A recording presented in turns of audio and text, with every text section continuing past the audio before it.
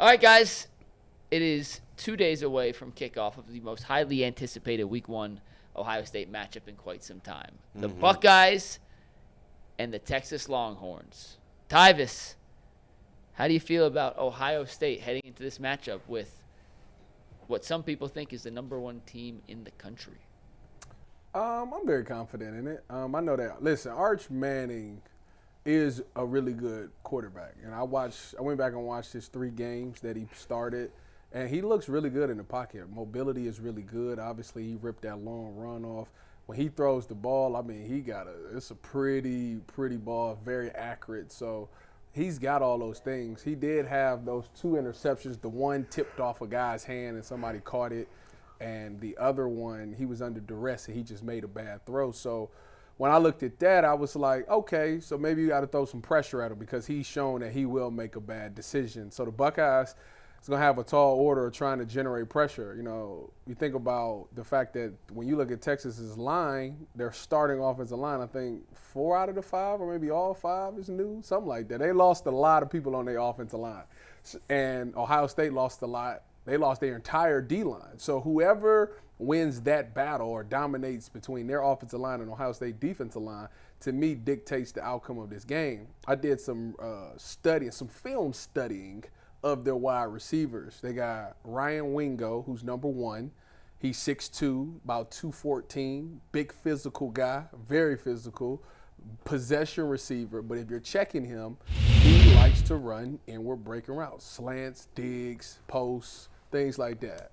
So when you're checking him, if I was checking him, I'd line up inside and be ready to anticipate something inside. They love to run RPO, that run pass option, meaning that they're going to put the ball out, and if the quarterback sees that linebacker steps up, he's going to pull it out, throw the slant behind him. That running back plays back, he lets it go and let the running back do his thing. So the D-line is going to play a big part in stopping that run and helping those linebackers out be able to take that slant away.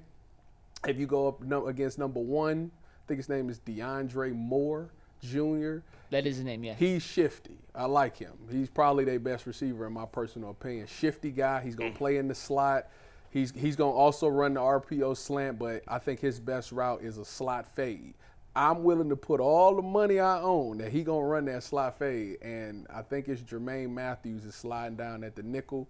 He better be ready to play that slot fade because if he get that up, that's a big game. How about did they have a really good running back? Their running backs was hurt last year. So these guys are coming back from injury, but they were supposed to be really, really good. And how are we feeling about the Buckeyes running back situation right now? I'm about to call him JK. James People is really good. He's like J.K. Dobbins. That's the comparison that everybody gives him. So he's small, but he's very explosive.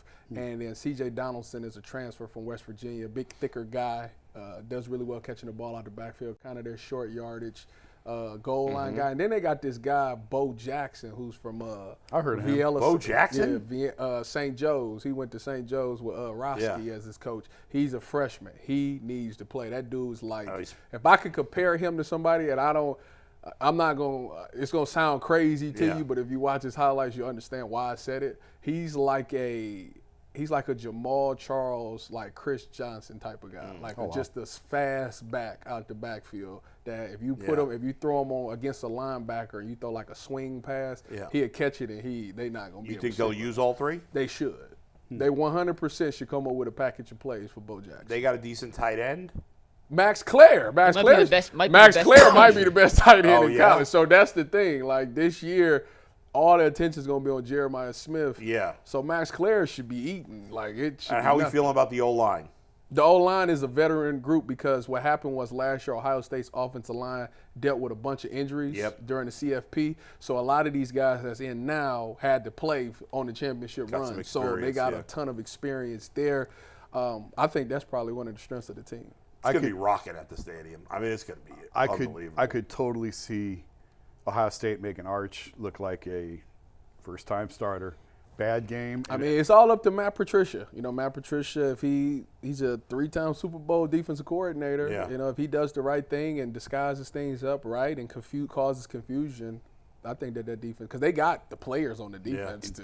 On the other hand, I know he's already considered the top quarterback if he comes out. Oh, if he lights him up. If he lights up Ohio State, forget about it. No, but if he comes out, he's good, man. I'm not gonna lie to you. Arch is good. I mean, this should be a great game. Yeah, Oh yeah. good. If he comes out and struggles, people are going to be like, "That's the guy everybody wants, right?" Oh yeah. He sucks. That's the guy every team's lining up for. People wouldn't say that. Oh yes, they. Did you just beat these No, people? what they would say is, Some people will. What Not they would a lot say of is them. maybe he's not as elite as they thought. But all good quarterbacks, a lot of quarterbacks struggle against Ohio State. At Ohio State in his first start. It's his first Yes, game. Like, of it's both quarterbacks is going to be sloppy. Like, it's going to be Yeah. sloppy play at first. I'm glad so it's about whoever locks in and settles in first, because Julian's saying this is his first time starting too. Yeah. I'm so glad you said that, because I said earlier I wanted to bring something up to you. So while I was driving in, I was watching this the podcast Urban Meyer did with Joe Platt. Oh, yeah. And Urban said it's a long clip. It's probably not worth playing.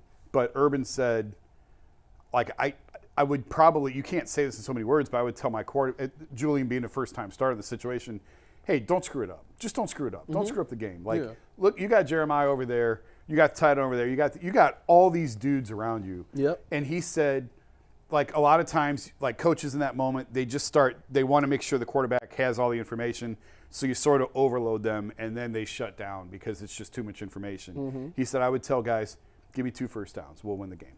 Just get me 2 first downs. That's true. And that was his job as an offensive. When he would talk about offense, he says, if we don't score, just give me 2 first downs, because what it does is now you're playing the field position game. Two first downs means that if we punt the ball, we pinning them down there. So if we get the defense go out there and get 3 and out, and they punt the ball back, now we start from the 50-yard line. So now our chances of scoring goes up. I had never heard it put that way. It fascinated me because, I mean, that's how Tressel won. That's how they won 2002. Trust ball. They would just punt them down, Pin them down there. pin them down, play defense. Play great defense, punt it back, and we get the ball at the 50 now. Kick and 3. then that way we get anymore? Kick 3. I mean, I don't know. Can't but win those games like that anymore. Oh, yes, you can. We were just talking about how you couldn't win with Craig Krenzel today. I mean, that's a longer. Why couldn't you win that? That as You a just matter. agreed with me when I said it before. What are you No, talking we're about? talking about passing the ball, but I'm saying Yeah. that plan to win, that works. When you Right, go but you up- still got to score touchdowns. yes, but when you go up against these better teams, that it's all about Sure. field position. I think It comes down to where you start. I think it was at NC State. That's why I was covering Ohio State. I think it was the game at NC. They had Phillip Rivers, and they had that stud receiver too. Played not Chambers. They had I don't know, whatever. Phillip Rivers at NC State, his receiver. Yeah, I'll look it up. Hold on. I'll know the name as soon as I hear it. I can't think of it. It was a great game, and Tressel told his quarterback, "Don't screw up my 3." Like, they'd get a turnover and they'd be on a short field, and he'd say, "Now don't screw up my 3." Like, he just wanted field goals. Jericho Cotchery. That's it. Yep, that was it. Cotchery.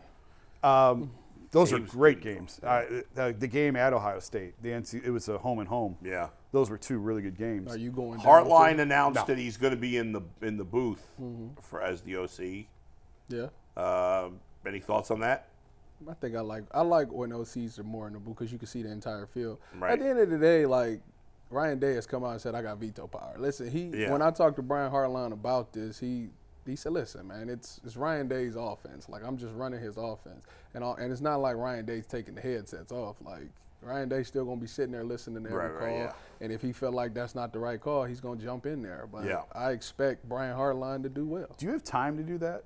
Do what? If the head coach to veto a play call, like, nope, give me something else. Yeah. What's the?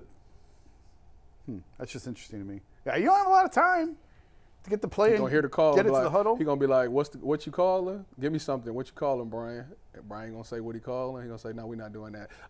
Radio in, blah blah blah." And then Ryan would. Then they radio it in. Whoever is in charge, whoever's the person that's on the headset that's holding the thing that radios it in. I wonder how often, in a situation like that with an offensive-minded coach that doesn't call the plays, how often he Jumps rejects, in? Yeah, rejects the play call. You probably a and lot. changes. You I think it's a lot? I think so. Interesting. I feel like he did it with Chip. If you're doing that a lot, then what's the point of Then letting why the are you guy- trusting yeah, a guy right. to- I mean, like, I mean, it depends on the it situation. seems like a waste of time. That's weird. I remember I was talking to a head coach one time who said, I mean, you're a play caller. I mean, you can't. It's hard not to. If you grew up all your life calling plays, and it's hard to hear somebody else call a play, and you be like, Nah, whatever. Like it's just naturally gonna happen. Like with Urban never didn't call plays, but it's been times where Urban be like, "No, we're not running that. Run this instead." Like, Yeah. But Urban is not a natural play caller. So. In college, so the Buckeyes have 3 legit running backs. You're saying, is on each individual play, is the person who's going to be the running back on that play determined by what play they're going to call, or is it the running backs coach saying, "Hey, you're going in now"? Yeah, they usually got like counts. Like you get and all the guys can handle every play. I mean, you're going to call some plays. You better be because what you talking about is what I would live for as a safety. Oh snap! Bo Jackson in, they throwing the ball. Yeah, so like you got to be able to handle it all. Right. So when Hartline calls the play, is he waiting? Like, does he know the running back that's going to be in on that play for sure? I'm not necessarily sure. Or is he just calling the play and whatever running back's in there? Yeah, I think they just call him the play. Okay, that's interesting. Unless it's like a specific play for that running back. Then we need him in the game. That's interesting. Who all is on the headset on offense? I have no idea. I've never wore the headset. Isn't it everybody? I would imagine so. But it's not everybody's on the same line. It's an offensive line and a defensive line for sure. I've had that because when I was on Seattle and I was like inactive, they would make me write down the plays. So I had to wear the earpiece and write down the plays, and it was I could hear all defensive communication. So who was on there for defense? The DC, all the coaches, DC all linebacker, D line, and because they're not all wearing headsets. DB. That's just the main coaches that I never really thought about that. Yeah, the main guys. Yeah. That'd actually be an interesting story. About, it would be. Who all? But when it comes time to call the plays in, it's only the DC or the OC that's. I would love a story about like all the details.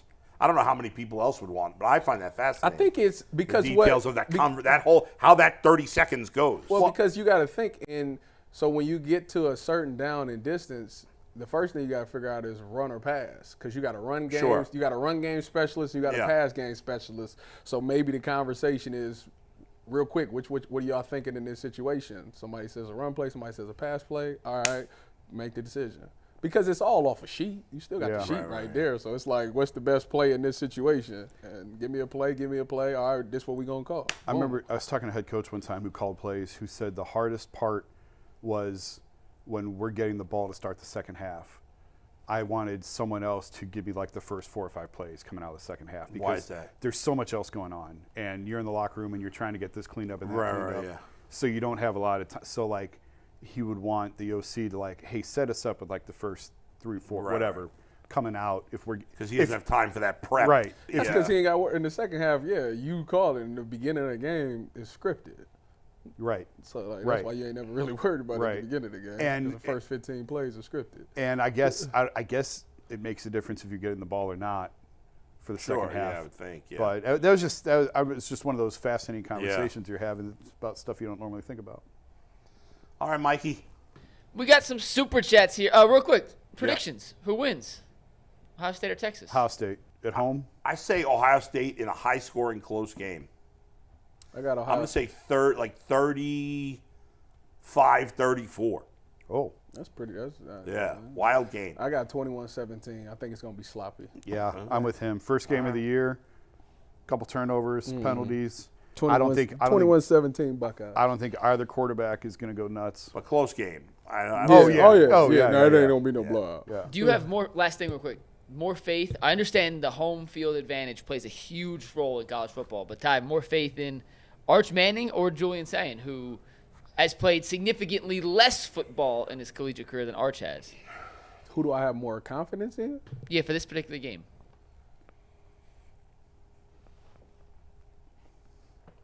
That's a good question. One guy does have the best receiver in college football. Yeah, but he's going to be triple team. Can you really triple team a guy? Yeah. Watch Texas on Saturday. Yes. Well, then somebody's got to be open.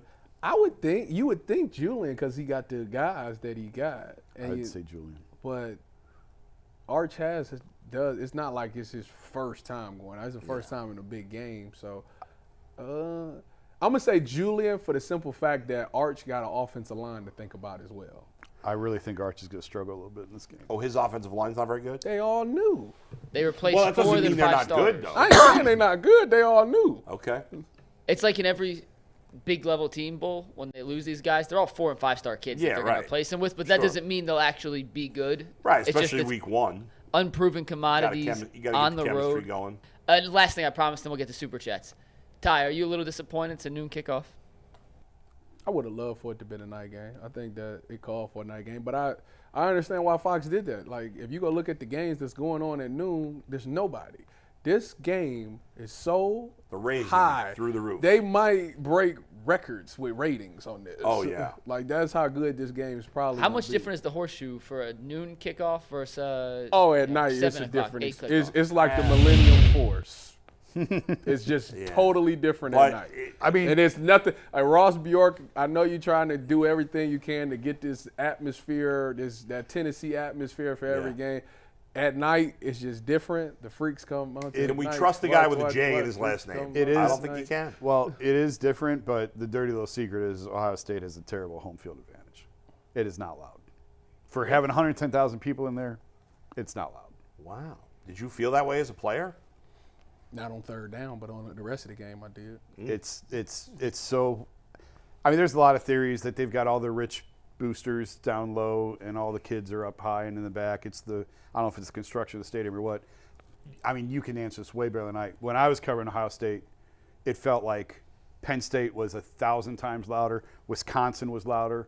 Iowa, they're 6 feet away from you. Like Iowa, they are right on top of I you. never played at Iowa, but Penn State's definitely the loudest. How'd you never play at Iowa?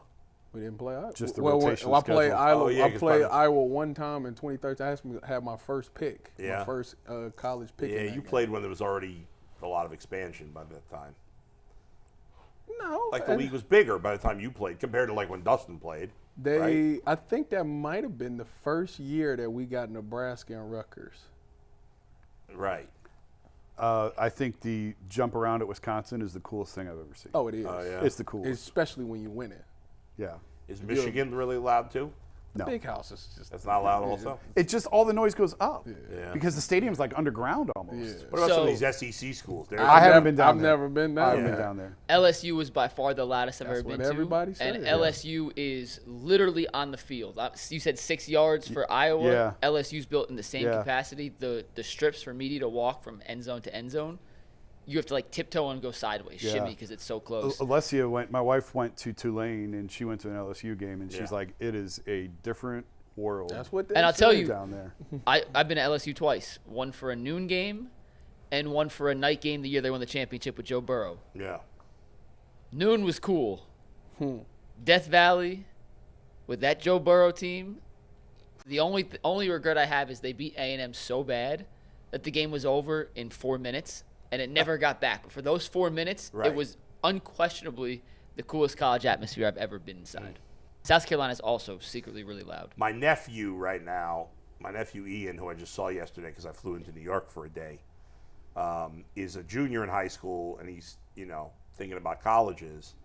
And we were talking, he wants to be in, like, sports management and stuff, and I was telling him, like, I think you should go to a small school because you can get more experience, be around teams more and stuff like that. But he wants to go to he's, like, dying to go to a college that has a big football program Yeah. to have that experience. He wants to go to the University of Florida. We have friends of ours going down there. Do they like it? The swamp. She leaves now. She's going. The Oh, swamp yeah. was pretty cool too. That's where he wants to go. And apparently, I didn't realize this. We would get, since my mother lives in Florida. In-state You tuition. can get the cheap tuition. It's pretty That's a cheap. huge I heard it's difference. like $6,000 a year. It's a which huge difference. That's College crazy. is $6,000.